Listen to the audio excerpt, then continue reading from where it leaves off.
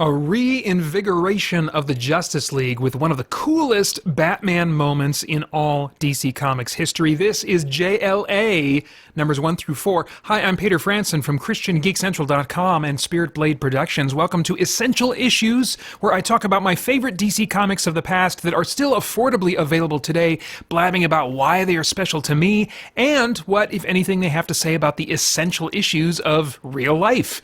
Now, warning, this series does freely contain spoilers, but I think even spoiled, the stories I feature are still well worth reading. At this point in the series, we're changing gears for just a bit, and instead of focusing on big crossover events, we're looking at the revival of two super teams in the DC universe, starting with easily the more famous of the two. For a number of years, the Justice League had been a comic that often had one or two iconic DC characters in it, but was otherwise filled out with a roster of third and fourth tier characters that the average person had never heard of. But with the launch of JLA, DC was intentionally re-establishing the team as the best of the best, with a starting lineup of nothing but the most iconic members of Justice League history. The Big Seven, as they were sometimes called after this point. Superman, Batman, Wonder Woman, Green Lantern, The Flash, Aquaman, and Martian Manhunter.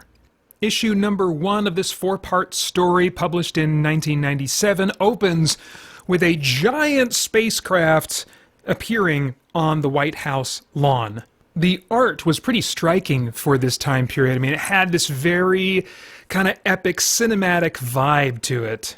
I think this image of the spacecraft over the White House is probably meant to evoke Independence Day. So things are serious, the president is in trouble, and the Justice League is summoned. Superman is basically the first on the scene to greet this alien threat. A group of aliens emerge, all uniquely costumed to look a bit like, they look like superheroes from another planet. Their leader, Protex, introduces them as the Hyper Clan and says, "We've come to save the world." He says, "Our homeworld was destroyed by negligence and greed and profiteering. Our forests were pulped, our lakes and oceans choked and died, our plague weapons ran riot. We vowed that it would never happen again, and for 1,000 gyres, I guess that's years in alien time, we have journeyed through space for a world like this one. A world on which we could succeed where we failed before." So this announcement is broadcast across the world, and then the HyperClan immediately goes to work, basically to solve all of humanity's problems. They're finding soil from the ocean floor or under layers of ice in frozen over continents and bringing that to desert landscapes in order to replenish the soil there and make it possible for food to be grown. They're changing weather patterns around the world so that it rains in places that normally suffer droughts all year long. They're doing essentially what I think people have thought from time to time the Justice League should do, or superheroes like Superman should do, given their amazing powers. And Superman is kind of put on the spot by interviewers who ask him, well, what do you think of all this? And he says, "This certainly looks impressive, I'll admit, but I'm a little concerned that these may be no more than cosmetic changes. Deserts can't just be fixed. There are causes and consequences, social and environmental factors. The Sahara is green today, but can it be sustained? Or are people being given false hopes in the name of spectacle?" And there is some significant truth to what Superman is saying here, because even if we could transform all the deserts in the world into gardens, there are still political powers at play that keep certain countries, nations, and people groups in poverty, that keep them starving. I believe I read it once reported that there is actually plenty of food on planet Earth for everyone to have all that they need. It's a people problem, it's a morality problem that ultimately leads to people not having the food that they need, the medical supplies and other things that they need. And his emphasis here isn't on those social elements, but he does include them. He says there are causes and consequences, social and environmental factors. So in the midst of this big kind of alien story that's ultimately going to come down to JLA fighting baddies, in big superhero fashion, in the mix is this examination of superheroes and what their role could or should be. And I think if we keep an ear and an eye out for it, we can also see some application to the questions we ask about God. Why doesn't God just fix everything? Why doesn't God fix our circumstances, fix the world so the world's not broken? Well, there's a ton of things that God could fix about natural law, but is that actually going to fix the problems that plague our world?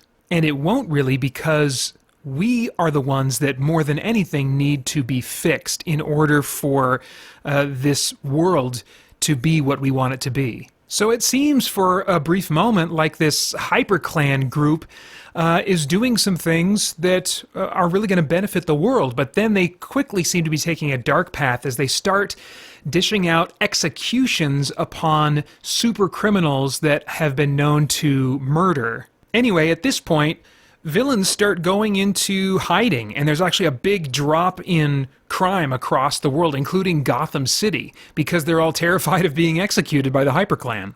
So Superman and the Justice League catch wind of this. They're definitely not on board with this. Already we can see they're going to be at odds with the HyperClan. But before anything can really develop between the two groups, the Justice League suffers a mysterious attack of some kind. There are some third, fourth string Justice Leaguers from the old crew that were actually kind of moving out of the orbiting JLA satellite, getting ready for the Big Seven to move in, but they're still on watch at the end of their time here.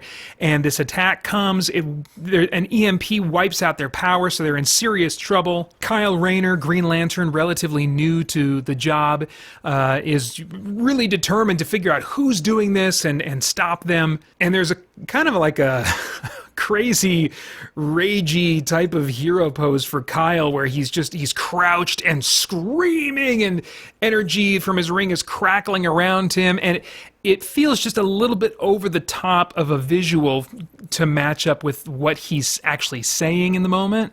But that's part of the feel of these four issues. They're really just visually trying to create these iconic, larger-than-life types of images with these characters. And some moments like this one feel a little over the top to me, but others are really gratifying and iconic, to choose a word that I'm just going to overuse. So Metamorpho asks Kyle to handle whoever these bad guys are that are attacking. We can't definitively see who they are because they're wearing kind of spacesuit type things, but Kyle is holding the line while Metamorpho helps the other Justice Leaguers escape. Wonder Woman comes on the scene, and Kyle says, "Hey, Wonder Woman, I'm probably going to need some help here." And there's a little moment here that, I don't know, in some ways it feels inappropriate and kind of like comic booky, like, well, why would this moment be happening right now in this huge time of urgency? But at the same time, it's a nice character beat that I appreciate.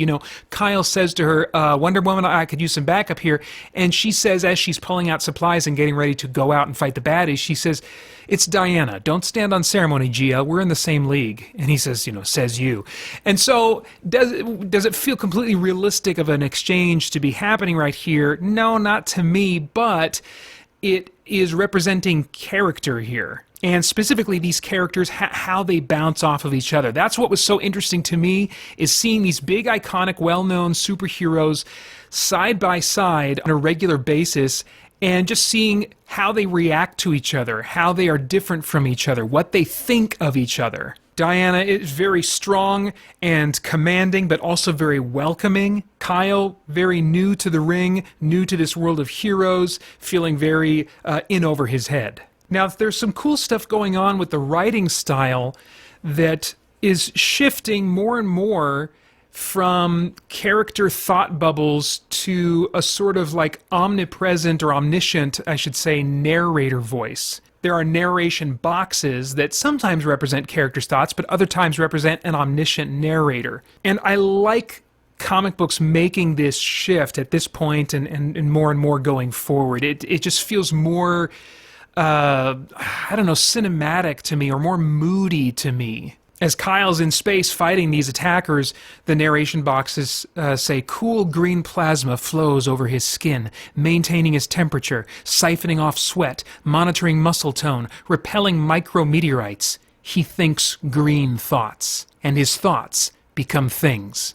In the midst of Kyle being very unsure of himself, the narration presents him as this very powerful, imposing force for good. with these mysterious, otherworldly qualities to what he's capable of. And as the satellite explodes amidst the attack, we see Grant Morrison's love of DC history, which would be a part of his writing for many years. The narration says, fantastic debris spills into the darkness, spirit jars, a giant hourglass, deadly playing cards, all the trophies of countless forgotten adventures emptied into a well of endless ink. So he's referencing, these old classic Justice League stories. He's a writer that cares about the past, cares about legacy. And I think he was the first writer that I felt like was doing that. And certainly Jeff Johns picked up that torch and ran with it, burning even brighter than Morrison did here. Anyway, the C-lister JLAers barely survive. Metamorpho encases them in a shock-absorbing shell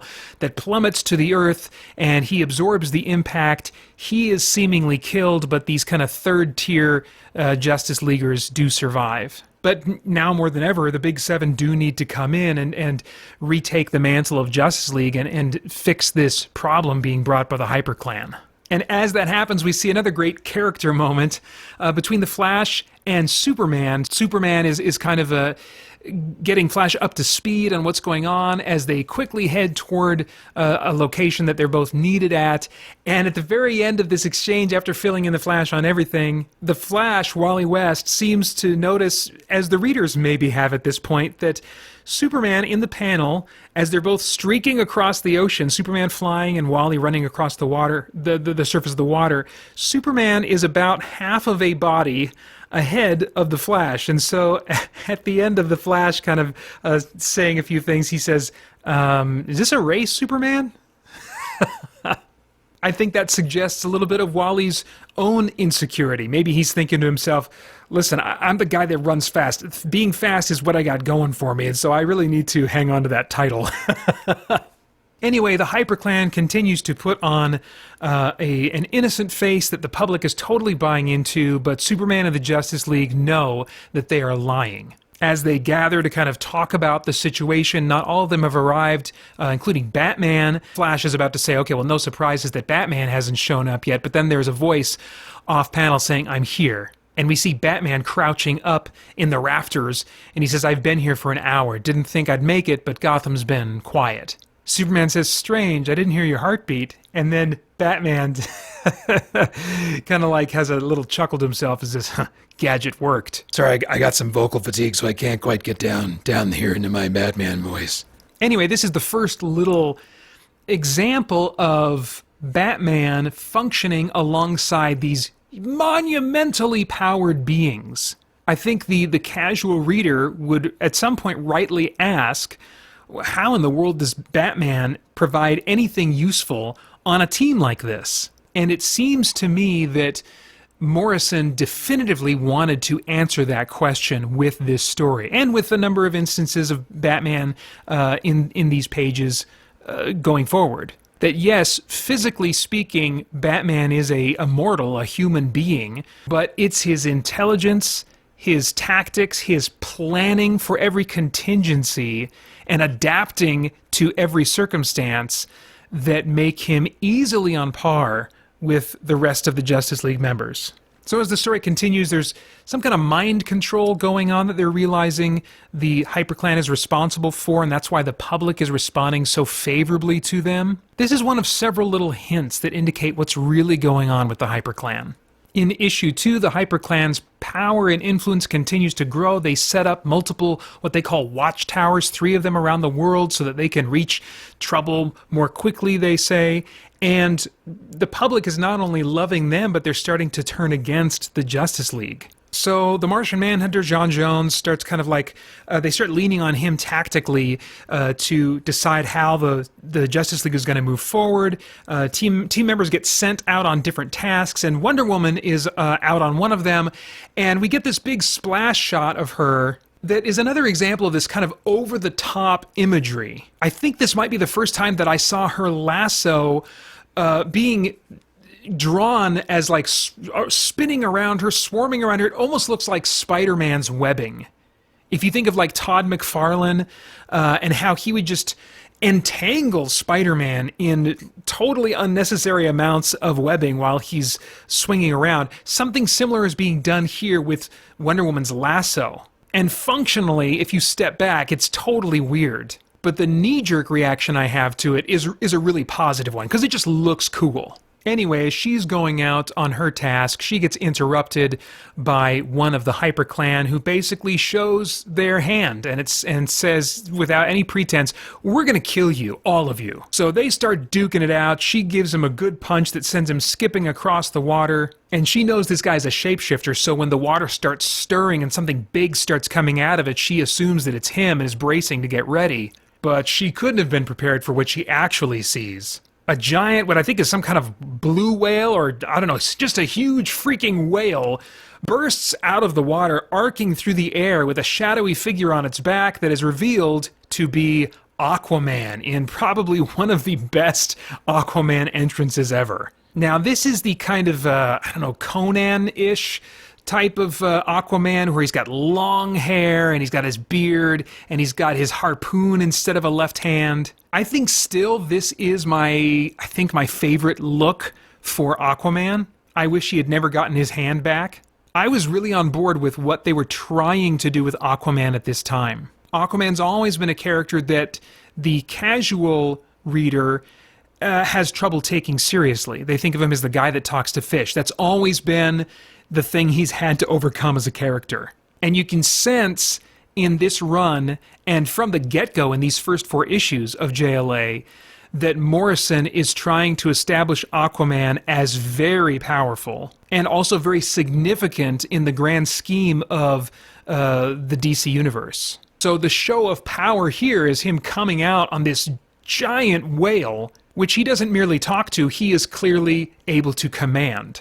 And in later stories, they would explore this more with Aquaman commanding giant, crazy, fantastical sea creatures. So they're really transitioning him from a guy who swims fast, talks to fish, and needs to be in water or he's going to be in big trouble after a while, into this very imposing, authoritative character. He's not just a water superhero, he has a legitimate claim to being king of all the oceans of the world.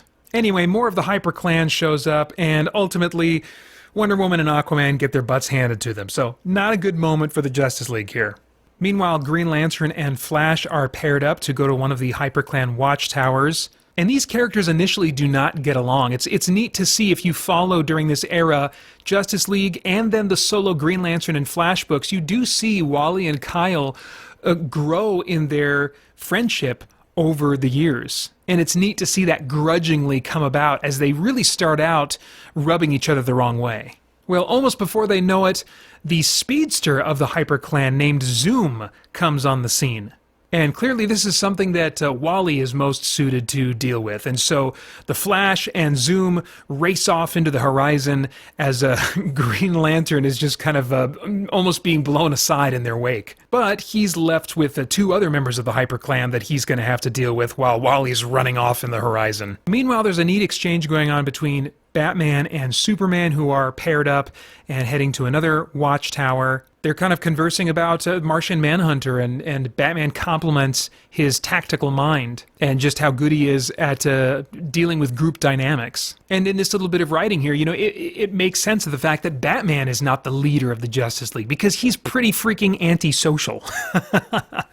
And Batman really kind of also confides in Superman his own vulnerability. He says, I don't have super speed or invulnerability. I can't risk wearing a bright costume that makes me a target, and can't afford to trust poorly trained people who do. So even as this story begins playing up the strengths of Batman and establishing the appropriateness of him to be on a team with all these other demigods, he is also confessing his limitations. And I think those 2 things together are what make Batman so satisfying for me as a reader in Morrison's JLA run, and in a number of JLA stories that came after that took inspiration from how Batman was handled in this group. Well, of course, Superman and Batman are attacked by members of the Hyper Clan. Batman's plane or jet or whatever the crap you call it ultimately goes down in a fiery crash, and Superman is confronted by the leader of the HyperClan, who is holding a chunk of kryptonite, which was very rare at this time in the DC universe, and so Superman understandably is like, where did you get that? So as Superman is brought to his knees, the very Grim Reaper-looking member of the HyperClan says to the leader Protex, "Shouldn't I check for Batman's body?" Protex says, "Best not risk the flames. If he survived the crash, the cold will finish him. He's only human after all." And the reference to best not risking the flames is a big hint about what's going on with the HyperClan. And also, them saying he's just a man sets up where they're going to go with their treatment of Batman as well. So now we're in issue 3. The HyperClan has Superman in some kind of a torture chamber with the kryptonite hovering over him. They clearly seem to be dominating the situation. However, in the very next panel, we see that Batman is alive and is sneaking now into the base of the HyperClan. And it's here that I feel like Batman starts being treated like a horror movie monster, like a threat stalking in the shadows, but one that we're rooting for. In the box narration representing Batman's inner monologue, he says, "I'm only human," quote unquote. "They don't believe I can penetrate their stronghold. They don't believe I pose a threat." And then a single box is dedicated to the word wrong as Batman comes crashing through a window, shadowed in darkness. Then we cut to the Flash, who is in a race with Zoom. And in a cool moment, we see Wally's super speed applied in a creative way. He is reflecting back on Barry Allen, who he served as a sidekick with, and Barry was a scientist and taught him all these things he called flash facts. And one that he mentally revisits here is that relativistic effects take over as a body approaches light speed. Visual input will begin to blue shift and my body's mass will increase towards infinity. He realizes that Zoom probably isn't connected to the Speed Force or the Speed Field. So he taps into the Speed Force, actually seems to race around the world and catch up to Zoom coming up at him from behind. Wally's narration box says, "At these speeds I'll appear to him as a continuous beam of light. I could hit him 1,000 times before he had a chance to blink. Once ought to do it." Now, what I have failed to mention up to this point that the comics make clear is that while each member of the HyperClan has a specialized ability, super speed or shape-shifting or whatever, they all also seem to have secondary powers that overlap. They all seem to have kind of a collection of superpowers very similar to Superman. So the Flash understandably has to think very carefully, how am I going to stop this guy? But he realizes going the route that he's going, approaching light speed, and as a result increasing the mass of his body, he realizes he can punch this guy once if he's going fast enough, and that'll be enough. He says maybe he is as tough as the Man of Steel, but packing the mass I mentioned? And then we see one panel dedicated to the Flash's fist surrounded by blinding light. The next panel continues, he says, "I'm sure he felt that." So he basically punches him into space. And then Zoom comes crashing down, apparently taken out of the equation for at least a little while. Meanwhile, Green Lantern is still going on, up against 2 members of the HyperClan, and Green Lantern kind of gets an introduction here, a fresh introduction to readers who maybe were only a little bit familiar with the character. The villains facing him, one of them says, "This one creates plasma sculptures with his Owen power ring. The ring has a flaw which makes it powerless against the color yellow." Well, as Green Lantern fans at this point already know, the ring is not powerless to yellow anymore. They took that weakness away when the core went away and only a single power ring remained and was given to Kyle. They also play up Kyle's imagination compared to Green Lanterns of the past. He's not just making simple energy blasts and energy bubbles and stuff. He's making these full-blown imaginative constructs to do the things that he's trying to do. He says, "I'm your worst nightmare, pal, a manga nut with a power ring." And then he punches out this guy who decked himself out in yellow thinking it was going to help him out. He punches him out, embodied, encased in this giant mech armor. Well, long story short, Flash and Green Lantern regroup, have the upper hand very momentarily, but then these HyperClan guys, remember, they're all about as strong as Superman, quickly get up and take them out. So now we cut to a scene that looks like a modernized version of a very classic type of Justice League scenario where the villains have captured all the members of the Justice League and hooked them up to some strange, deadly-looking contraption. This one's called the Flower of Wrath, and it's a big mechanical device. Each Justice League member is resting unconscious on one of its quote-unquote petals that rest open, and it's designed in such a way that when the petals close, it will lift the JLAers up into the main part of the device, which is filled with crazy pointy syringes and spiky things. So they've got them all set up. They're planning on televising the execution of the Justice League. But word comes in that the HyperClan has lost 5 of their defense drones on the upper level of their base.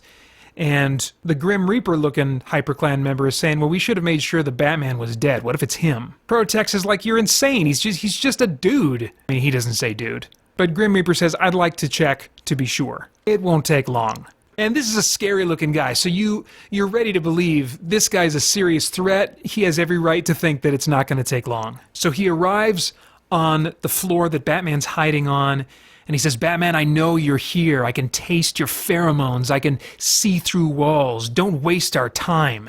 Do you really think you can hide from me? Ah, and then he seems to spot him. We see Batman just around the corner, barely visible in the shadows. It looks like Grim Reaper dude is about to pounce on Batman and totally take him out. I mean, what in the world would stop him? These guys have Superman-level powers. But we cut away from that scene, go back to the rest of the HyperClan. They're about to carry out their plans, but then they realize, hey, Immortal, that's Grim Reaper guy, he hasn't reported back yet. What's going on? Somebody should go check on him. Protex is just getting infuriated. He's like, what? This is insane. This is some kind of stupid joke. Batman. He's only a man. And then we get a zoomed-in shot of Superman's face, suffering from the kryptonite, and yet, in this moment, smiling knowingly. So these HyperClan guys arrive on the scene. One of them kind of smells something. He's like, what's that smell? Can't quite identify what it is. And in the middle of them wandering around and wondering, they are shocked to discover Immortal hanging from the ceiling unconscious with a handwritten note on torn paper attached to his chest with a batarang saying, I know your secret. That and the horrified look on one of the HyperClan members' faces was just priceless. And as a reader at this point, if you haven't figured out what's going on, you're like, oh my gosh, how the crap did Batman do that? Well, we're about to find out, because these 3 HyperClan guys spot Batman, who doesn't even seem to be hiding, and he's putting some kind of big circle of liquid around himself. They all approach him. They walk inside the circle. They're like, we are going to take you apart, little man. Any last words? And this is the great Batman moment. He says 1 or 2. Super strength, flight, invulnerability, shape-changing, mind control. You're Martians, aren't you? And when you brought down, this is like the Sherlock Holmes moment, and when you brought down my aircraft, you didn't dare search the wreckage because of the one thing which robs your people of their powers. Fire. And then he holds just a little box of matches, strikes one up, and throws it to the ground. And in that moment, one of the HyperClan guys is like, that smell, I know, I remember what it is now. Gasoline. In the next moment, they are freaking out, surrounded in a circle of flame, because they are Martians. And as DC Comics fans know, who are familiar with the Martian Manhunter, that is indeed the weakness of Martians that strips them of their powers. Then we get a close-up of Batman cracking his knuckles saying, ready when you are. Oh, man. It's awesome. It's awesome. One of the best Batman moments in all of DC Comics publishing history, in my opinion. And yet things are still looking rough as we head into issue 4, the final part of this story. Superman is still rendered powerless by this kryptonite. The remaining members of the HyperClan are about to enact their plan, which is basically about waking up a bunch of other Martians and bringing an invading force of them to the planet. But Superman, or Clark Kent, we might remember, is an investigative reporter. He's no Batman, but he's not super far behind Bruce in figuring out what's going on. See, earlier in the story, they were dropping little hints. Fire-based heroes, before the HyperClan came on the scene, were starting to get sick or being taken out of the picture for some reason. Clark is thinking this through, thinking, what if they planned it all? Who would possess their level of powers, use mind control techniques, and also fear fire? because Clark was there. Even though he was in major pain, he was there when they talked about avoiding the flames from the wreckage of the Batplane. He starts thinking, what if they're Martians? What if the kryptonite isn't real? What if it's psychosomatic symptoms triggered by a telepathic implant? What if there were no kryptonite? And throughout this time in his inner narration, there are references to his awareness that there are cries for help being broadcast all over the world. And in the moment of realization, the omniscient narrator says alarm bells are ringing all over the world, and he can hear them. Now, evidently, this was supposed to be pretty significant, as, okay, if the kryptonite's real, he wouldn't be able to hear them. But kryptonite has been used a little inconsistently over the decades. It's always brought Superman pain and caused him to just kind of crumple to the ground, basically. But in some of those cases, he retains his powers. But in this case, apparently, and maybe it's been treated this way going forward from here, I don't honestly remember, maybe it also robs him of his powers. Anyway, evidently that's the way they're treating kryptonite here, and so it's supposed to be significant to us as readers that even though he's been exposed to kryptonite for so long, he can hear the alarm bells ringing all over the world.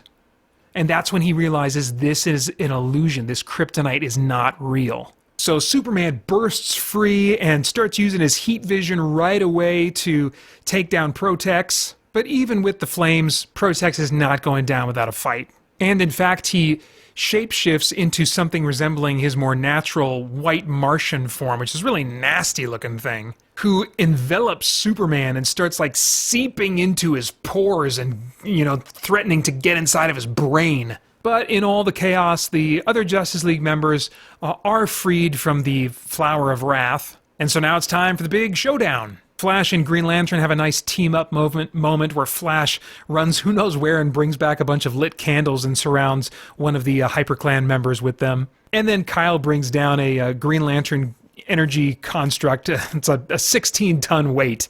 That basically takes care of that guy. And then there's a cool Aquaman moment, but it's very cool. But I'm thinking it's a little bit inconsistent with what's come before in how Aquaman's powers have worked and in what came after. Zoom starts coming up to Aquaman, spinning his arm around like he's just going to turn this dude into paste. And we have every right to think that he can and will. He says to him, "What can you do apart from talk to fish?" Aquaman says, "Let me think. I can locate your brain's," would you pronounce that basal ganglia? I don't know, it's part of your brain. The part inherited from your marine ancestors. Okay, so there's the connection to Aquaman's powers. It's a part inherited from marine ancestors. And he says, "And just for starters, I can give you a seizure." And he just takes him out just by thinking. Now, I was not reading Aquaman at this time. I don't remember this trick ever being pulled out again in future Aquaman books that I did follow or in future Justice League comics. It feels like this one and done kind of trick, and I'm like, oh, come on, you can't open the door to that and then not have him lean on this ability all the time, because humans have this thing too. Not that he would need to use this ability against humans, but I mean, come on, how many villains and superpowered beings does Aquaman face that would have this same part of their anatomy presumably inherited from marine ancestors? Why is he not using this all the time? So cool moment, but it feels unearned. It feels like it came out of nowhere and then was forgotten swiftly after this single issue. Anyway, the Justice Leaguers have this local situation in hand, but there's still an invading force of white Martians now that are coming to take over the world, and the Justice League can't be everywhere at once, and so they use the broadcasting equipment that the HyperClan was going to use to televise the Justice League's execution to communicate to everyone across the world and let them know that this invasion force is coming, but don't be afraid, don't panic, because they are afraid of fire, and so you can use fire against them to defend yourselves. And that's what all of humanity does. They light their pieces of paper and all kinds of other things on fire. They rise up. This is another one of those kind of like, yeah, humanity, yay, kinds of moments. And again, this is sort of the naive view of humanity being unified and banding together that was possible to read in comics without rolling your eyes back in the late 90s, long before people were bickering endlessly over such relatively simplistic things as vaccines and masks. So the white Martians are taken care of, no longer a threat, and in the aftermath, a few of the Justice Leaguers go to the Sahara Desert, which is now crumbling back into dust since it's not being maintained by the HyperClan anymore and all the things that they were doing to make it usable as a place to grow food. And Wonder Woman's like, well, what should we do at this point? Are we doing too much or too little? When does intervention become domination? She's asking what, as these superpowered people who can bring about these amazing things to benefit humanity, how much should we be doing on humanity's behalf? Superman says, I can only tell you what I believe, Diana. Humankind has to be allowed to climb to its own destiny. We can't carry them there. And Flash asks the question, and that's what she's saying. What's the point? Why should they need us at all? If they basically need to figure out how to better themselves, which I think is kind of what Superman is getting at here, then why should we intervene at all? What is our role if the responsibility to better themselves is up to humanity? And Superman's answer is to catch them if they fall. And it's stated in this semi-dramatic way with a close-up on Superman's face with his last line, to catch them if they fall. Makes it seem like they're going for some kind of a philosophical statement here. Obviously we don't have superheroes in the real world, and so I'm asking myself, okay, well, who are the superheroes supposed to represent at this point? What is the message here? And I just can't quite figure out what Morrison may or may not be going for in this moment. But I think at the very least it does point to one major point of appeal in the superhero genre. We love superheroes in one part because they're a power fantasy, and we like to imagine having their powers. That's maybe the more obvious one, but I think the other part of superheroes that we really love, that maybe many of us aren't aware of or can't quite verbalize because it just seems strange to admit, is that we all want a rescuer.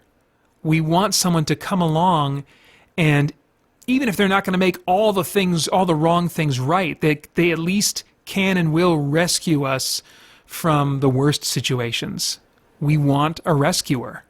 And so in this big hero shot of the Justice League at the end, I think at least I appropriately feel like, yes, I'm glad they exist. Anyway, in the epilogue, we see that now the Justice League has built their own watchtower, a single watchtower, on the Earth-facing side of the moon. And this would be their main base of operations going forward for the rest of this run. We also get a sense of what happened to all the white Martians. Obviously it would be really hard to contain them. What prison in the world would contain them? And so the Martian Manhunter applies some Martian law, some Martian techniques of justice, and evidently brainwashes all of them into believing that they are humans. And so they go about, all these Martians that were part of this attack, they are spread throughout the world now, living normal human lives, thinking that they are humans. And eventually we do return to the white Martians, but that's a much later story in the Justice League series. Anyway, if you like this story, I'd recommend almost all of Grant Morrison's run on JLA. I didn't like much of his later work, but this run continues to have some of the most epic and iconic representations of these larger-than-life characters standing side by side, with all the fun character interactions that brings with it. Next time, we'll look at the revival of the super team that the Justice League members look up to, and the start of one of my all-time favorite comic book runs, as I share my thoughts on issues 1 through 5 of James Robinson and David Goyer's JSA. Hey guys, Christian Geek Central is launching our Game Save event for the first time this year, and I would love for you to be a part of the 2021 Game Save team. As a member of the team, you will be raising funds for St. Jude Children's Research Hospital throughout October by telling friends, family members, or co-workers about your fundraising, and if you like, doing some kind of game-related event, like a game night at your home or church, or like me, you can do a crazy 24-hour video game marathon. As your team leader, I'll provide tips and resources to make your fundraising as fun, easy, and effective as possible. For more information about the event or how to sign up, check out the links to some helpful videos below. You can also leave a comment or email me at paeter@spiritblade.com with any questions. I cannot wait to get this started. Would love for you to join me. Thanks.